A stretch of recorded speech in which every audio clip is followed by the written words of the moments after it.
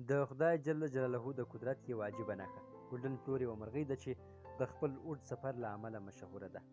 دغه مرغۍ هر کال د امریکا د الاسکا ایالت څخه د هوای جزیرې پورې تقریبا 4000 کیلومتره الوتنه کوي. د دې دغه الوتنه 88 ساعته وخت نیسي. د دې الوتنې په دوران کې دغه مرغۍ هیڅ آرام نه کوي، په دې چې ټوله الوتنه یې د بحر د پاسه ده، او جالبه یې لا دا چې دا مرغۍ لامبو هم نشي وهلی.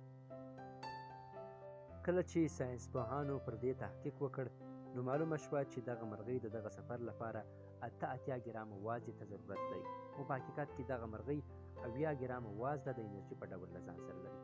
اوس که حساب وکړو نو دغه مرغۍ سره 18 ګرامه انرژي کمه ده، نو باید چې د خپل منزل ته د رسېدو 800 کیلومتره لرې په اوبو کې وغورځي او مړه شي.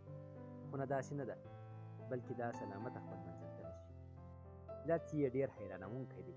دغه مرغۍ ډلې ډلې سفر کوي او د انګلیسي تورې وي په شکل سفر کوي، او وار په وار خپل ځایونه سره بدلوي.